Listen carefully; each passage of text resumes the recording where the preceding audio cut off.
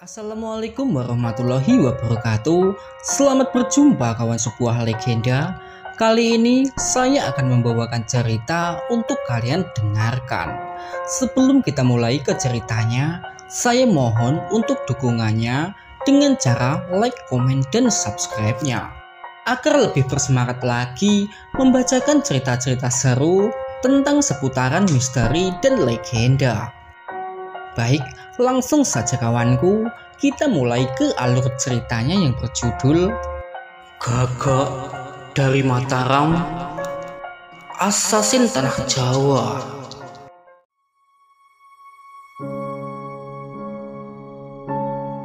Di bawah terik Sang Hyang Surya yang sedang merangkak naik ke atas kepala, Arya Pinangun memberi perintah kepada 200 pasukannya agar mundur ke belakang.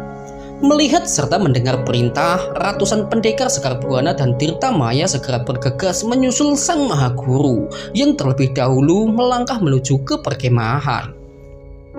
Sebuah gambaran yang patut diacungi jempol, di mana pasukan yang mau tunduk dan taat atas perintah dari Sang Maha Guru. Sementara dari pihak Segoro Geni, amarah sedang membutakan mereka. Kerugian besar yang mereka dapat dikarenakan kematian Jayasena serta 100 pendekar dalam waktu sekejap. Ekaloya segera memberi perintah agar 400 pendekar Segoro Geni maju mengejar mereka. Mengira para pendekar Sekar Buana dan Tirta Maya sedang mencoba kabur menuju ke arah celah tebing. Tak butuh waktu lama, perang kembali berkecamuk hebat di tengah perkemahan. Pitaloka serta para Serikandi mengambil peran penting dengan anak panah yang mereka tembakan dari atas tebing. "Oh, bangsat!" gerutu Ekaloya mengetahui keberadaan para Serikandi yang sedang membidik para pendekar Segoro Geni dari atas tebing. "Kang Mas, bagaimana Kang Mas? Lawan terus, jangan takut. Jumlah kita jauh lebih banyak daripada mereka." Mendengar itu, ratusan pendekar Segoro Geni terus bertahan, mengakibatkan pertarungan berlangsung sengit tanpa ada tanda-tanda pihak siapa yang akan tampil sebagai pemenang. Arya Pinangun dengan pedang sambar nyawanya menebas musuh yang sedang mengepungnya. Sebegitu halnya dengan Rinjani dan Wiraloka yang bahu-membahu melumpuhkan beberapa pendekar sepuh Segoro Geni. Argasena dan Balapati tak mau ketinggalan dengan melawan 4 pendekar sekaligus. Melihat itu, Ekaloya menelan air ludahnya dikarenakan kekhawatiran akan kekalahannya yang sebentar lagi menghampirinya. Sampai tatapan Ekaloya tertuju ke arah Asman dan Laila Begum yang sedang terlibat pertarungan dengan 2 pendekar sepuh Segoro Geni. Melihat 2 sosok mantan asasin itu, seketika darah Ekaloya naik, mengingat akan Jayasena yang tadi gugur di tangan mereka. "Asman, Laila!" teriak Ekaloya sembari bergegas berlari menuju ke arah 2 mantan asasin itu. Sementara di dalam tenda yang ditempati Barek, tampak Pancali yang siap dengan busur dan anak panah guna berjaga-jaga jika musuh masuk ke dalam tenda. "Kang Mas, mau kemana?" tanya Pancali kepada Barek yang sedang mencoba bangkit dari tempatnya. "Pancali, Kang Mas mau pergi membantu Maha Guru," jawab Barek dengan wajah menyeringai menahan sakit akibat luka yang belum kering sepenuhnya. "Tapi Kang Mas, kamu belum sembuh." "Tidak apa-apa Nyai, aku baik-baik saja," jawab Barek mencoba menenangkan hati kekasihnya yang sedang dihinggapi kekhawatiran. Terlihat Barek segera mengambil pedang kembar yang tadi malam sempat dikembalikan kepadanya. Dengan bertelanjang dada, Barek keluar dari dalam tenda bersama Pancali. Tampak di sepasang mata Barek dan Pancali, pertarungan sengit sedang terjadi. Disusul Barek segera membawa langkahnya menuju ke arah Asman dan Laila yang sedang kewalahan menghadapi Ekaloya serta beberapa pendekar sepuh dari padepokan Segoro Geni. Barek melangkah tegap sembari mengayunkan sepasang pedang di tangannya ke arah musuh yang mencoba menyerangnya. Sementara Pancali mengiringi di belakang sembari sesekali menembakkan anak panah ke arah musuh yang mencoba menyerang kekasihnya dari belakang. "Ekaloya!" Mendengar suara yang tak asing di telinganya, Ekaloya serta para pendekar membawa pandangannya ke arah Barek yang berjalan sembari menebaskan pedang ke arah kanan dan kiri. Oh, Barek, gumam Ekaloya yang terkejut melihat keberadaan Barek di tengah pertempuran. Asman tersenyum melihat kedatangan sahabatnya yang bermaksud membantu. Lain halnya dengan Layla yang masih menaruh dendam kepada Barek. Seorang pendekar meregang nyawa setelah menjadi pelampiasan kemarahan Layla. Melihat rekanya gugur, 3 pendekar sepuh kembali melayangkan serangan ke arah Layla dan Asman. Sementara Ekaloya yang memikirkan apa yang sebenarnya terjadi. Hingga Barek yang tiba di depan Ekaloya. Terlihat 2 petarung handal itu saling menatap tajam satu sama lain. Barek, jangan bilang kamu juga membela. Barek tak menjawab dengan kata, melainkan sorot matanya yang tajam. Ekaloya mengayunkan pedangnya ke arah Barek. Barek tahu betul kekuatannya belum pulih sepenuhnya. Terlihat dari pemuda itu yang segera memasang posisi kuda-kuda bertahan. Hingga Ekaloya yang meloncat sembari menebaskan pedangnya ke arah kepala Barek. Barek yang telah siap sebelumnya segera memblokir serangan Ekaloya dengan sepasang pedang kembarnya. Disusul sebuah dorongan Barek yang berikan mengakibatkan tubuh Ekaloya hampir saja terjengkang ke belakang. Bangsat kamu, Barek! Gerutu Ekaloya sembari melayangkan serangan susulan ke arah Barek. Perang tanding antara 2 jagoan itu tak bisa dielakkan lagi. Barek benar-benar memiliki daya tahan yang luar biasa. Dikala darah keluar dari bekas luka yang belum menutup sempurna, Barek masih bisa mengimbangi Ekaloya dengan segudang jurus kanuraganya. Sementara itu tak jauh dari tempat pertarungan Barek dan Ekaloya, sang Mahaguru sedang menebas tanpa ampun puluhan pendekar sepuh yang sedang mengepungnya. Musuh seolah-olah tak ada habisnya. Arya Binangun segera mengangkat pedang sambar nyawa sebagai isyarat untuk Pitaloka yang berada di atas tebing. Melihat itu Pitaloka segera tahu maksud Arya Binangun. Disusul pendekar wanita dari Daha itu menyiapkan anak panah api. Sebuah tembakan Pitaloka lepaskan ke arah langit yang berada di utara, di mana Ki Dharmajaya serta 50 pendekar berada. Melihat sinyal yang ditembakkan oleh Pitaloka, Ki Dharmajaya beserta 50 pendekar segera naik ke atas pelana kuda. Ya! Terdengar suara Ki Dharmajaya bersama 50 pendekar membawa kudanya melaju memutari lembah. Melihat itu ratusan kuda yang sebelumnya sedang merumput ikut berlari mengikuti kawan-kawannya. Seketika suara gemuruh ratusan kaki kuda terdengar bersama debu-debu yang berterbangan membumbung tinggi ke angkasa. Hingga di mana Ki Dharmajaya yang memberi isyarat kepada 50 pasukannya pergi menuju ke arah celah tebing.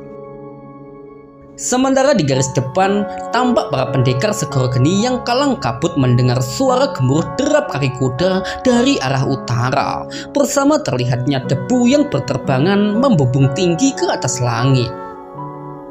Bala bantuan telah datang, Kakang Bo, teriak para Serikandi dari atas tebing. Mundur, mundur, selamatkan diri kalian! Suara teriakan para pendekar segoro geni sembari berhamburan menuju ke arah barat, di mana kuda-kuda mereka berada. Melihat itu Wiraloka serta Rinjani tak tinggal diam.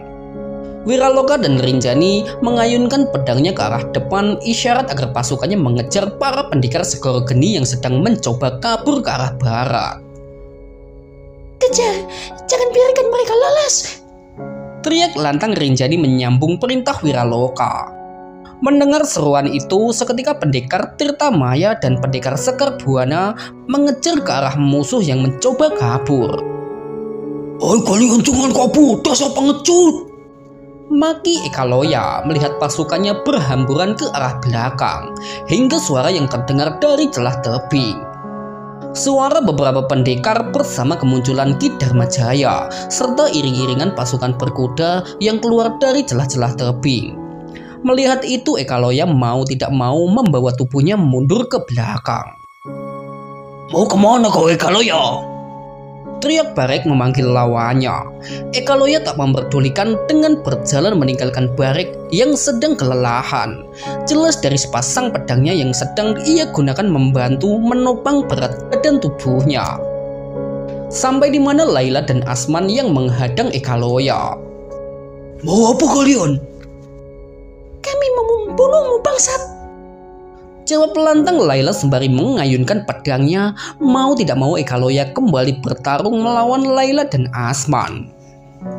Gadis dari Segoro Yosua itu sungguh mengerikan. Dikala amarah serta kebencian yang menghinggapinya di mata Layla, Ekaloya tidak ada ubahnya seperti Ki Jafari yang telah membuatnya menderita. Mati kau, Ekaloya! Teriak Layla sembari mencoba menebas leher Ekaloya. Mendapat serangan dari Layla, dengan sigap Ekaloya membawa tubuhnya menghindar. Disambut sebuah tebasan balasan Ekaloya berikan kepada Layla. Layla terkejut karenanya. Asman tak tinggal diam dengan segera menangkis pedang yang mengarah ke Layla. Melihat dua mantan asasin yang maju bersama, Ekaloya segera membawa tubuhnya mundur beberapa langkah ke belakang. Kenapa kamu Ekaloya? Apa kamu takut? Tanya Asman dengan senyum menyeringai. Tutup mulutmu, dasar pengkhianat! Maki Ekaloya dengan kembali memainkan tarian pedang.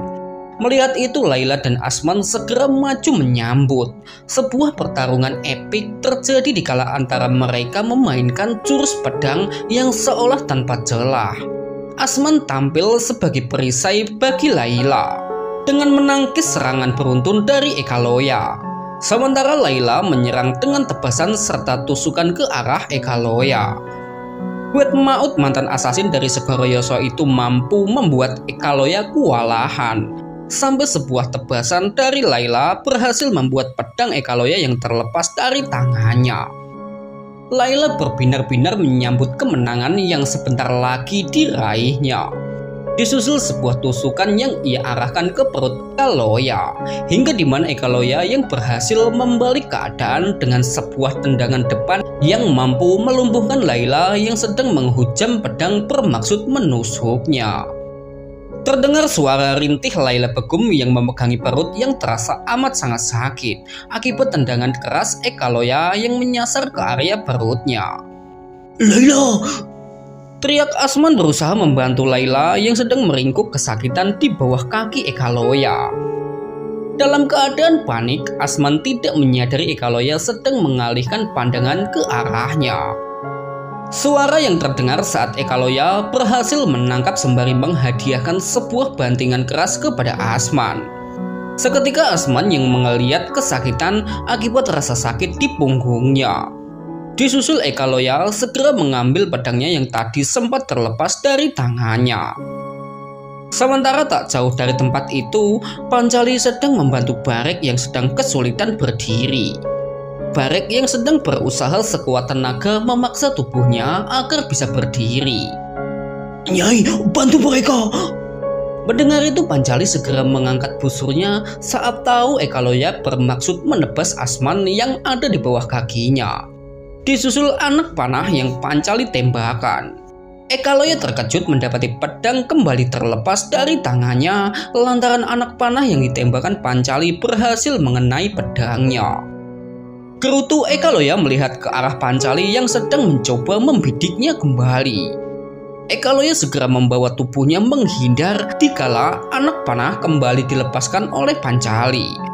Dengan langkah anggun berkali-kali mencoba mengenai Ekaloya yang terus membawa tubuhnya bergerak guna menghindari anak panah yang dilepaskan oleh Pancali. Hingga anak panah terakhir yang Pancali tembakan. Namun sesekali lagi Ekaloya mampu menghindarinya dengan berguling di atas tanah sembari menyambar pedangnya. Ekaloya tersenyum menyeringai melihat Pancali yang sedang kehabisan anak panah. Disusul Ekaloya segera membawa tubuhnya berlari ke arah Pancali dengan pedang yang terhunus. Pancali!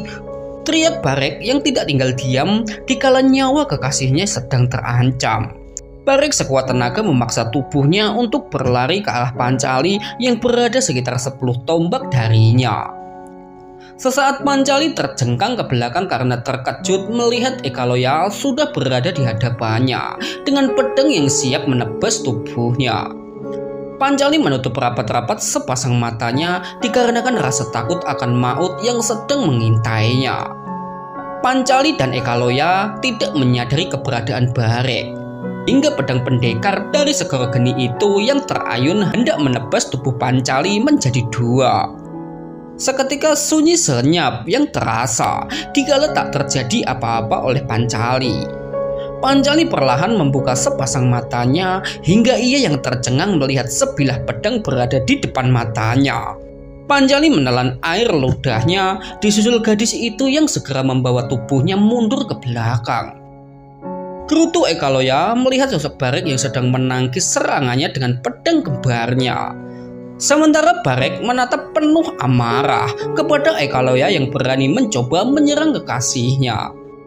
Ekaloya tercengang saat pedang yang ada di tangan kanan Barek melayang ke arahnya dan dengan sigap Ekaloya menghindarinya dengan melompat ke belakang. Barek yang sedang terbakar amarah kembali menyerang Ekaloya, mengakibatkan pendekar dari padepokan segoro geni itu yang kewalahan menghadapi serangan beruntun pedang kembar Barek. Pertarungan sengit terjadi antara Ekaloya melawan Barek yang sedang emosi dan dibakar amarah. Ekaloya berkali-kali harus terjengkang saat menangkis kuatnya tebasan pedang yang Barek berikan. Barek tak memperdulikan saat pedang Ekaloya menggores kulitnya, menambah semakin banyaknya luka dan darah di tubuh Barek. Selang beberapa waktu, bersama bergulirnya dari Sang Hyang Surya ke arah barat, tampak beberapa pendekar yang tadi tiba di tempat itu. Mereka segera membantu Layla dan Asman yang sedang meringkuk kesakitan di atas tanah. Sementara Pancali menatap dua petarung yang sedang kelelahan, terlihat dari nafas mereka yang menderu-deru. Sampai Pancali menghentikan langkahnya dikala Barek mencegah maksud gadis itu dengan isyarat tubuhnya.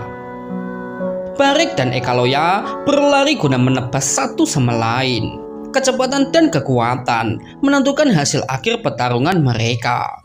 Barek sekali lagi membuktikan kemampuannya dengan berhasil mendahului Ekaloya bersama dengan kepala pendekar dari segoro geni itu yang terpisah dari tubuhnya. Ekaloya meregang nyawa di tangan Barek yang dulu pernah bersekutu dengannya. Langit berubah warna, pertanda Sang Hyang Surya sebentar lagi tenggelam di arah barat. Sementara di tengah perkemahan yang tadi menjadi medan pertempuran, dua petarung handal sedang berdiri gemetaran, sembari membelakangi satu sama lain. Sunyi senyap, tanpa ada pergerakan di antara mereka. Ekaloya sedang tidak baik-baik saja. Sepasang kaki pendekar itu bergetar hebat. Disusul ia jatuh bertekuk lutut bersama kepala yang jatuh menggelinding di atas tanah. Ekaloya seorang pendekar mumpuni dari padepokan segoro geni harus rela meregang nyawa di mata pedang Barek yang mengenai lehernya. Ki Jafari berhasil menjadikan Barek lelaki kuat baik secara fisik maupun mental. Nampak dari pemuda itu yang masih berdiri dikala kakinya sedang bergetar hebat bersama tubuhnya yang bersimbah darah akibat luka yang ada di sekujur tubuhnya. Barek dalam kondisi kritis masih memperdulikan teman-temannya. Jelas dari cara ia menatap ke arah Layla dan Asman yang mendapat bantuan dari beberapa pendekar. Wajah yang sebelumnya tegang seketika berseri-seri karenanya. Barek menghela nafas panjang. Lega kedua temannya selamat dari Ekaloya. Sampai tatapan Barek tertuju ke arah Pancali yang sedang berdiri sembari senyum kepadanya. Senyuman Pancali mampu membuat Barek lupa akan rasa sakit di sekujur tubuhnya, jelas tergambar dari senyuman yang ikut mengembang di wajah pemuda itu. Dengan tubuh yang mulai sempoyongan, sayup-sayup di sepasang mata Barek terlihat senyum Pancali sirna tergantikan dengan wajah penuh ketegangan. Pancali bermaksud menyongsong tubuh Barek yang hendak tersungkur ke atas tanah. Beberapa saat kemudian Arya Binangun serta Rinjani tiba di sana. Rinjani memindai sekeliling. Rinjani melihat ke arah beberapa pendekar yang sedang membantu Layla dan Asman. Rinjani sembari berlari menyongsong tubuh Laila yang sedang terbaring sembari meringis kesakitan.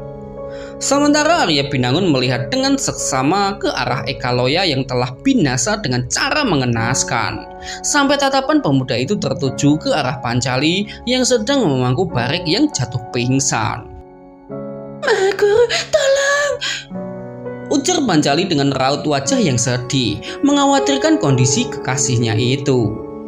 Arya Binangun bergegas menghampiri Pancali dengan segera memeriksa kondisi Barik. Tenang Pancali, Barik tidak apa-apa, dia sedang kelelahan saja. Ujar Arya Binangun setelah selesai memeriksa denyut nadi pergelangan dari tangan Barik. Mahaguru tidak bohong kan? Arya Binangun tersenyum mendengar ucapan gadis itu, di mana Pancali begitu peduli dengan lelaki yang beberapa waktu lalu pernah menculiknya. Percayalah Pancali, Barik orang yang kuat, dia akan pulih dengan cepat. Mendengar penuturan Arya Binangun, Pancali bisa sedikit lega. Pancali, sebaiknya kita bawa Barik kembali ke tenda. Arya Binangun segera meraih tubuh kekar Barik guna menggendongnya menuju ke arah tenda.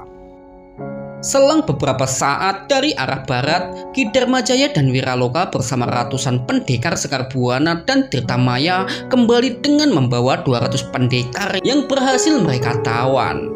Sekitar 200 pendekar Segoro Geni meregang nyawa, hanya 100 pendekar yang berhasil meloloskan diri. Sementara di atas tebing, Pitaloka melihat semuanya, sampai ia menoleh ke arah belakang di mana para Sri Kandi sedang menari-nari sembari bersorak-sorai merayakan kemenangan mereka. Pitaloka tersenyum melihat tingkah pasukannya itu. Selang beberapa waktu, Pitaloka memberi perintah yang segera disambut 30 Sri Kandi itu melangkahkan kaki menuruni tebing guna kembali menuju ke perkemahan.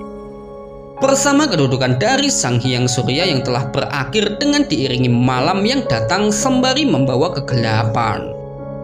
Malam itu tidak ada pesta merayakan kemenangan, yang ada hanyalah rintihan beberapa pendekar yang dikarenakan merasakan sakit akibat luka di tubuhnya. Arya Binangun malam itu menyibukkan diri dengan mengobati mereka yang terluka, entah itu kawan maupun lawan. Sementara Wiraloka dan Ki Dharmajaya serta para pendekar Sekar Buana dan Tirtamaya disibukkan dengan banyaknya mayat yang bergelimpangan.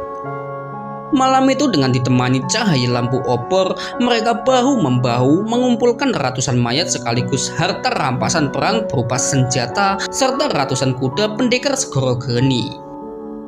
Argasena dan Balapati tidak berpangku tangan. Bersama 50 pendekar mereka mencari kayu bakar untuk acara kremasi. Sedangkan Pitaloka dan para Sri Kandi bahu-membahu menyediakan rangsum makanan untuk mereka yang sedang larut dengan pekerjaannya. Selang beberapa saat, Rinjani serta beberapa pendekar yang datang membantu Arya Binangun. Mahaguru, sebaiknya makan dan istirahatlah, biar aku yang meneruskan. Ujar Rinjani sembari meraih cawan berisi ramuan obat di tangan Sang Mahaguru. Mau tidak mau, Arya Binangun menuruti kemauan Rinjani dengan membawa langkahnya pergi menuju ke tendanya. Arya Binangun berhenti dikala tatapannya tertuju ke arah 200 tawanan yang sedang bertekuk lutut dengan wajah pucat pasi memikirkan apa yang nanti akan menimpa mereka. Sampai suara Ki Dharmajaya yang terdengar menyapanya. Ada apa Mahaguru? Apa yang sedang mengganggu pikiranmu? Tanya Ki Dharmajaya melihat raut wajah Arya Binangun yang sedang menggambarkan sesuatu sedang mengganggunya. Menurut Ki Dharmajaya, apa yang harus kita lakukan kepada mereka? Semua keputusan terserah pada Mahaguru. Mereka sekarang milikmu Mahaguru. Jawab Ki Dharmajaya menyiratkan nasib naas bagi mereka yang berhasil tertawan. Mendengar itu, Arya Binangun menghela nafas panjang, mencoba mengurangi penat di dalam dadanya. Bersamaan kepergian Ki Dharmajaya, Sang Mahaguru Arya Binangun membawa langkahnya menuju ke arah tenda. Sepanjang malam Arya Pinangun terjaga sembari menjalankan sholat istikharah dan muhajadah, mendekankan diri kepada Sang Hyang Tunggal guna mencari sebuah jawaban akan keputusan yang nantinya ia ambil untuk para tawanan. 200 tawanan bukanlah jumlah yang sedikit. Menjadikan mereka tawanan dalam waktu lama bukanlah hal yang mudah di masa ransum makanan serta perhatian Arya Pinangun akan terkuras karenanya. Melepas mereka sama saja memberikan kesempatan kepada Danurwenda untuk kembali menggalang kekuatannya. Arya Pinangun tidak sampai hati jika harus mengeksekusi 200 tawanannya itu, di mana keyakinannya melarangnya. Waktu bergulir dengan sangat cepat. Tak terasa 2 hari telah berlalu semenjak kemenangan yang diraih oleh Sang Mahaguru Arya Pinangun serta para pengikutnya. Pagi itu di arah barat terlihat 3 kuda yang sedang melaju laksana membelah angin menuju ke arah tempat Arya Pinangun serta rombongan.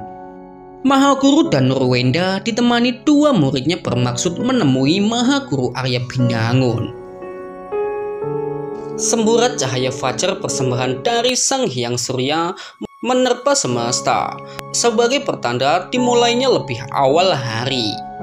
Terdengar suara kicau senandung burung yang bernyanyi dengan merdunya, sampai terdengar suara gemuruh derap kaki kuda disusul kemunculan 3 pendekar penunggang kuda yang sedang melaju cepat menuju ke arah timur, di mana perkemahan Mahaguru Arya Pinangun berada. Selang beberapa waktu mereka tiba di atas bukit bersama seorang penunggang kuda berjubah putih laksana para pandita yang menarik tali kekang kuda sembari mengangkat sebelah tangan isyarat agar rombongannya berhenti. Mahaguru Danurwenda, sosok karismatik yang bertahta di Padepokan Segoro Geni yang berada di sebelah barat lereng Gunung Merapi, yang sedang mengamati perkemahan Mahaguru Arya Pinangun. Setelah puas melihat dari jauh, Mahaguru Danurwenda segera menghardik kudanya kembali, mengakibatkan kuda kembali mengayunkan kakinya guna menuruni bukit. Tak butuh waktu lama, Mahaguru Danurwenda dan kedua muridnya tiba di pintu masuk perkemahan sebelah barat, di mana Ki Dharmajaya sedang menunggu di sana bersama 10 pendekar yang sedang berjaga. Melihat itu, Danurwenda kembali menarik tali kekang kudanya. Dharmajaya, ucap lirih Danurwenda melihat sosok yang tak asing baginya. Lama tak jumpa Mahaguru, ujar Ki Dharmajaya menyambut kedatangan teman lamanya. Danurwenda melihat dengan seksama Ki Dharmajaya. Sedang apa kamu di sini, Dharmajaya? Mahaguru kami mengutusku untuk menyambutmu, Mahaguru Danurwenda. Mendengar itu, wajah Danurwenda perlahan memerah sembari memasang wajah garangnya. Danurwenda tahu betul Dharmajaya bagian dari Sekar Buana, namun Danurwenda tak menyangka Ki Dharmajaya sedang ada di perkemahan itu. Dharmajaya, antar aku bertemu dengannya sekarang. Tentu saja aku akan antar, tapi sebelum itu izinkan aku menyampaikan pesan Mahaguru kami. Apa itu, Dharmajaya? Cepat katakanlah kepadaku. Mahaguru Arya Pinangun berpesan agar Mahaguru Danurwenda berkenan turun dari atas pelana kuda, jawab Ki Dharmajaya menyampaikan pesan pimpinannya. Mendengar itu, Danurwenda terdiam sesaat hingga ia memutuskan untuk turun dari atas pelana kuda. Disambut 2 murid Danurwenda melakukan hal serupa seperti yang dilakukan Mahagurunya itu. Ki Dharmajaya tersenyum melihat apa yang dilakukan oleh Danurwenda sebagai isyarat bahwa Arya Pinangun akan dipermudah dalam urusannya. Disambung, Ki Dharmajaya memerintahkan 3 pendekar untuk membantu membawakan kuda Danurwenda. Mari Mahaguru, saya antar. Mahaguru Arya Pinangun sedang menunggumu di tenda, ujar Ki Dharmajaya sembari memberi isyarat agar Danurwenda mau ikut pergi dengannya menuju tenda Arya Pinangun. Dengan sebuah helaan nafas panjang, Danurwenda melangkahkan kaki masuk ke perkemahan itu yang serta-merta diikuti dua muridnya berjalan mengiringi di belakang. Danurwenda melihat dengan seksama kondisi perkemahan di mana ratusan pendekar Sekar Buana dan Tirtamaya sedang bertahan di sana.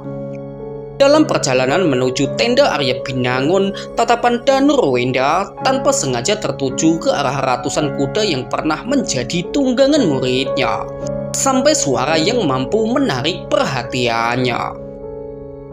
Terdengar suara bonang yang sedang ditabuh seorang pendekar.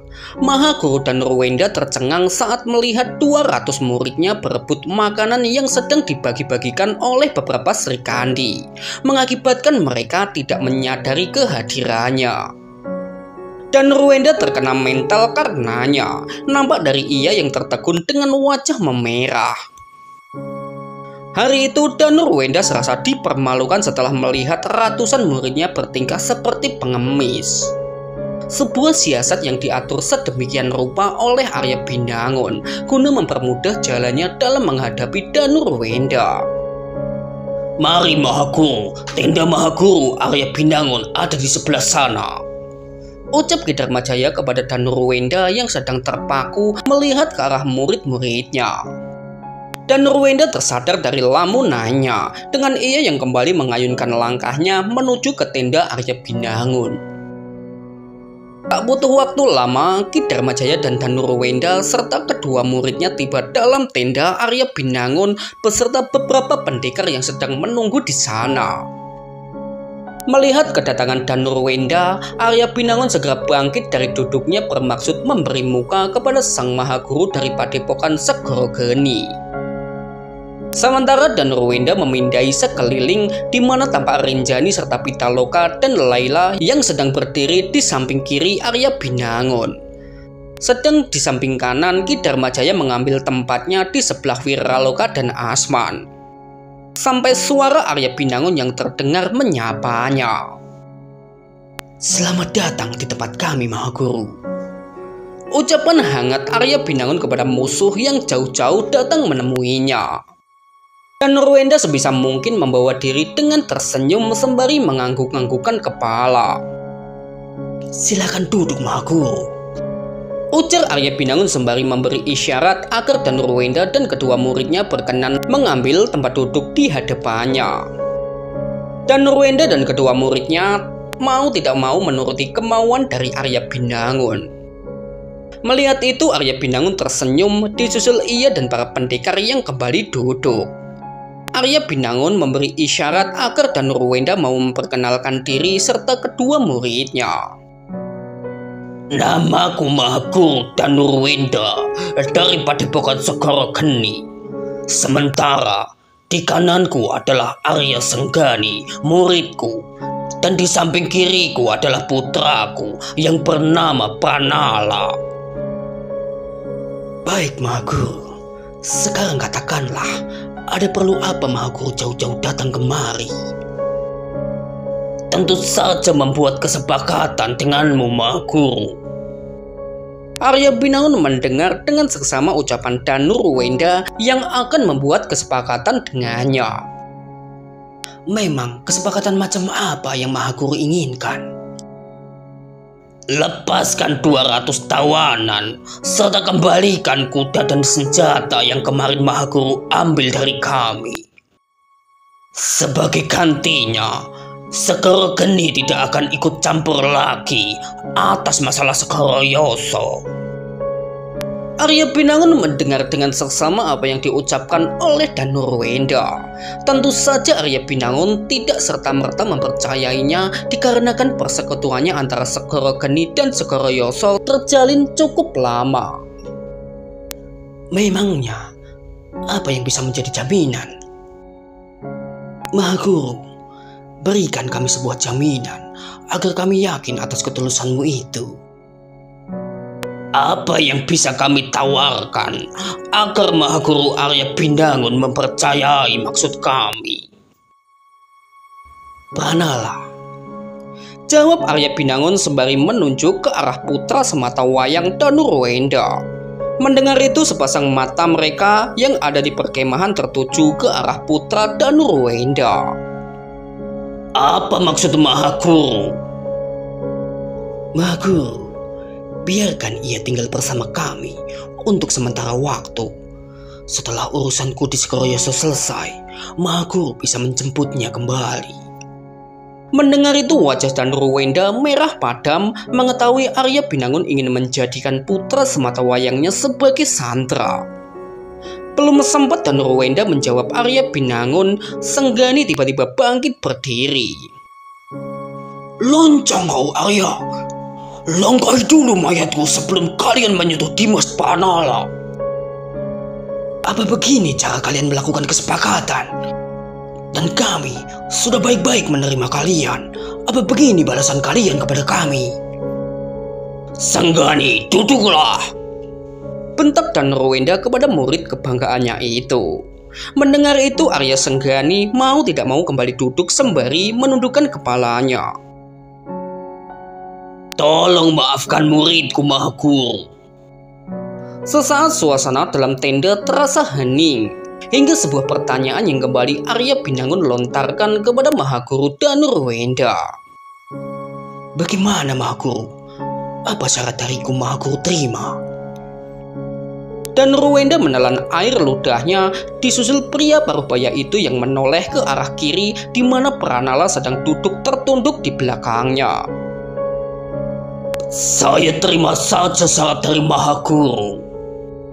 Mendengar itu Pranala dan Arya Senggani terkejut, namun mereka tidak bisa berbuat banyak. Dan seperti kesepakatan kita, tolong bebaskan murid-muridku serta kembalikan kuda-kudaku dan senjata-senjata kami yang Mahaguru ambil. Sebagai gantinya, Pranala akan menjadi tawanan Mahaguru untuk sementara waktu. Mahaguru, tidak selayaknya pihak yang kalah meminta terlalu banyak kepada kami, ucap lantang Arya Binangun. Mendengar itu Danurwenda diam tak berkutik. Seluruh tawanan akan aku bebaskan, tapi tidak dengan kuda-kuda dan senjata kalian. Bagaimana Mahaguru? Apa kamu bisa menyepakatinya? Mendengar itu Mahaguru Danurwenda terdiam memikirkan semuanya sampai sebuah keputusan yang harus ia ambil. Baiklah Mahaguru, Pranala akan tinggal di sini dan kuda serta senjata adalah milik kalian. Sekarang tolong lepaskan murid-muridku Mahaguru. Tentu saja Mahaguru. Hari ini juga mereka akan kami bebaskan. Mahaguru bisa membawa mereka kembali ke Padepokan Sekorogeni. Terima kasih Mahaguru atas kelapangan Mahaguru untuk membebaskan murid-murid kami, ujar Danurwenda dengan wajah yang menggambarkan ketidakpuasan atas hasil kesepakatan yang mereka buat. Asman, ambil senjata Pranala dan antar Pranala ke tendanya. Sendika dawuh Mahaguru, jawab Asman sembari bergegas maju ke arah Pranala guna mengambil senjata yang ada pada dirinya sebagai simbol status sandera pada pemuda itu. Tampak wajah Arya Senggani yang memerah padam dengan sorot mata penuh kebencian saat melihat Asman melucuti senjata yang ada pada diri Pranala. Dosa pengkhianat, gerutu Arya Senggani. Senggani, tutup mulut busukmu, jawab Asman sembari melakukan tugasnya dengan membawa Pranala pergi dari dalam tenda. Ki Dharmajaya, tolong antar Mahaguru Danurwenda dan sampaikan perintahku agar segera melepas para tawanan. Sendika dawuh Mahaguru, jawab Ki Dharmajaya sembari orang tua itu yang bangkit berdiri guna mengantar Danurwenda serta Arya Senggani meninggalkan tenda Arya Binangun. Disambung Ki Dharmajaya segera menyampaikan perintah agar melepas 200 pendekar Segorogeni yang saat itu menjadi tawanan mereka.